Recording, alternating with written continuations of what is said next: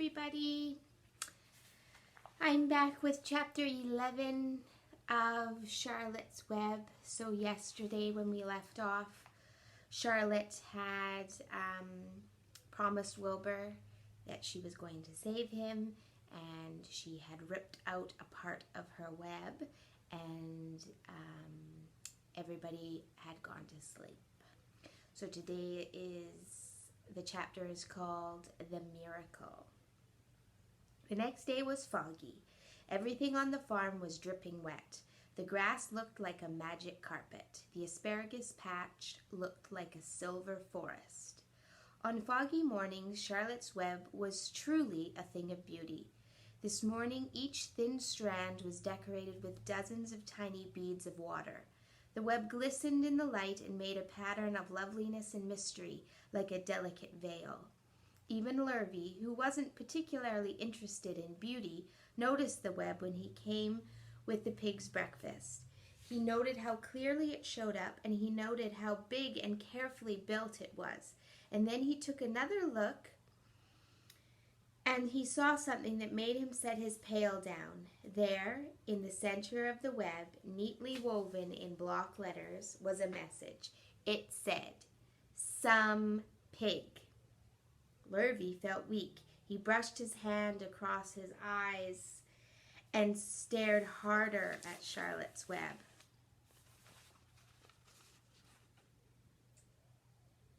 Could you imagine how you would react if you saw a spider's web with writing in it? "I'm seeing things," he whispered. He dropped to his knees and uttered a short prayer. Then, forgetting all about Wilbur's breakfast, he walked back to the house and called Mr. Zuckerman. "I think you'd better come down to the pig pen," he said. "What's the trouble?" asked Mr. Zuckerman. "Anything wrong with the pig?" "Not exactly," said Lurvy. "Come and see for yourself." The two men walked silently down to Wilbur's yard. Lurvy pointed to the spider's web. "Do you see what I see?" he asked. "Excuse me." Zuckerman stared at the writing on the web. Then he murmured the words, "Some pig." Then he looked at Lurvy. Then they both began to tremble. Tremble means to shake. Charlotte, sleepy after her night's exertions, smiled as she watched. Wilbur came and stood directly under the web. "Some pig," muttered Lurvy in a low voice. I shouldn't have said it like that, sorry. "Some pig," muttered Lurvy in a low voice. "Some pig," whispered Mr. Zuckerman. They stared and stared for a long time at Wilbur. Then they stared at Charlotte. "You don't suppose that spider," began Mr. Zuckerman, but he shook his head and didn't finish the sentence. Instead, he walked solemnly back up to the house and spoke to his wife. "Edith, something has happened," he said in a weak voice. He went into the living room and sat down, and Mrs. Zuckerman followed. "I've got to tell you something, Edith," he said. "You'd better sit down." Mrs. Zuckerman sank into the chair. She looked pale and frightened. "Edith," he said, trying to keep his voice steady, "I think you had best be told that we have a very unusual pig." A look of complete bewilderment, that means like, what the heck, came over Mrs. Zuckerman's face.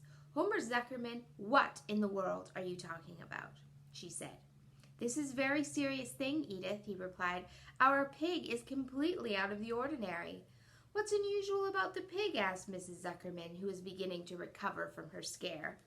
"Well, I don't really know yet," said Mr. Zuckerman, "but we have received a sign, Edith, a mysterious sign. A miracle has happened on this farm. There is a large spider's web in the doorway of the barn cellar, right over the pig pen, and when Lurvy went to feed the pig this morning, he noticed the web because it was foggy, and you know how a spider's web looks when it was foggy. You know how a spider's web looks very distinct in the fog. And right spang in the middle of the web, there were the words, 'Some pig.' The words were actually woven right into the web. They were actually part of the web. Edith, I know because I've been down there and I've seen them. It says 'Some pig,' just as clear can be. There can be no mistake about it. A miracle has happened, and a sign has occurred here on earth right on our farm, and we have no ordinary pig." "Well," said Mrs. Zuckerman, "it seems to me you're a little off. It seems to me that we have no ordinary spider." "Oh no," said Zuckerman, "it's the pig that's unusual. It says so, right there in the middle of the web." "Maybe so," said Mrs. Zuckerman. "Just the same, I intend to have a look at the spider." "It's just a common gray spider," said Zuckerman. They got up and together they walked down to Wilbur's yard. "You see, Edith, it's just a common gray spider." Wilbur was pleased to receive so much attention. Lurvy was still standing there, and Mr. and Mrs. Zuckerman, all three,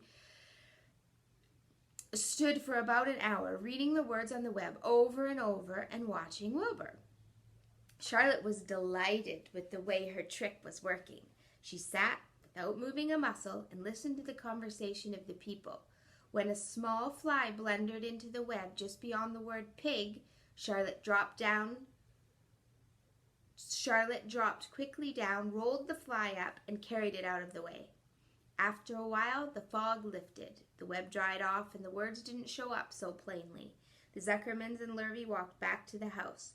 Just before they left the pig pen, Mr. Zuckerman took one last look at Wilbur. "You know," he said in an important voice, "I've thought all along that pig of ours was an extra good one. He's a solid pig. That pig is as solid as they come." "You notice how solid he is around the shoulders, Lurvy?" Sure I do," said Lurvy. "I've always noticed that pig. He's quite the pig." "He's long and he's smooth," said Zuckerman. "That's right," agreed Lurvy. "He's as smooth as they come. He's some pig." When Mr. Zuckerman got back to the house, he took off his work clothes and put on his best suit. Then he got into his car and drove to the minister's house. He stayed for an hour and explained to the minister that a miracle had happened on the farm. "So far," said Zuckerman, "only 4 people on earth know about this miracle. Myself, my wife Edith, my hired man Lurvy, and you." "Don't tell anybody else," said the minister. "We don't know what it means yet, but perhaps if I give a thought to it, I can explain it in my sermon next Sunday. There can be no doubt that you have the most unusual pig.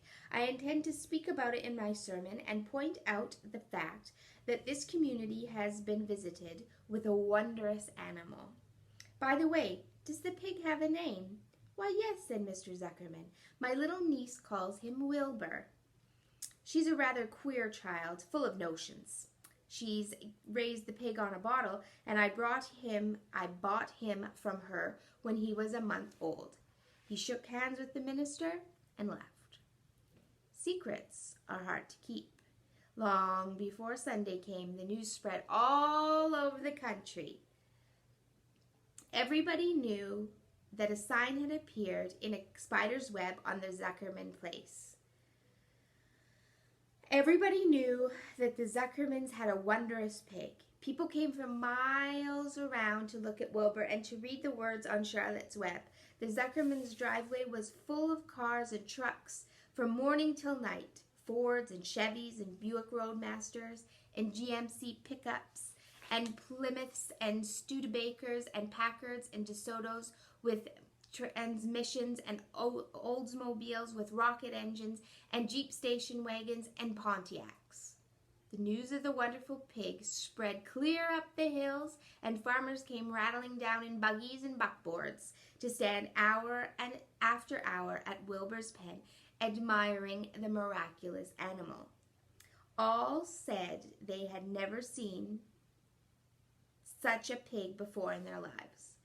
When Fern told her mother that Avery had tried to hit the Zuckerman spider with a stick, Mrs. Arable was so shocked that she sent Avery to bed without any supper as punishment.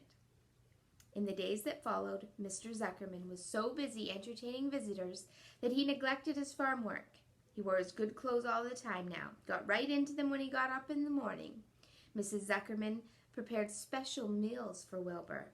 Lurvy shaved and got a haircut, and his principal farm duty was to feed the pig while the people looked on. Mr. Zuckerman ordered Lurvy to increase Wilbur's feedings from 3 meals a day to 4 meals a day. The Zuckermans were so busy with visitors they forgot about other things on the farm. The blackberries got ripe, and Mrs. Zuckerman failed to put up any blackberry jam. The corn needed hoeing, and Lurvy didn't even find the time to hoe it. On Sunday, the church was full. The minister explained the miracle. He said that the words on the spider's web proved that human beings must always be on the watch for the coming of wonders. All in all, the Zuckerman's pig pen was the center of attraction. Fern was happy, for she felt that Charlotte's trick was working and that Wilbur's life would be saved. But she found that the barn was not nearly as pleasant to many people. She liked it better when she could be all alone with her friends, the animals. And that is the end of chapter 11. So I will see you back here tomorrow for chapter 12. It's called A Meeting. So I wonder who's going to be meeting. And don't forget to do your working with words activity. Nobody's done it yet. I'm the only one who's found any words, so I guess I'm going to win the prize. I'll give you some more time though, because some of you haven't got it in your package. And have a good rest of your day. See you tomorrow. Bye.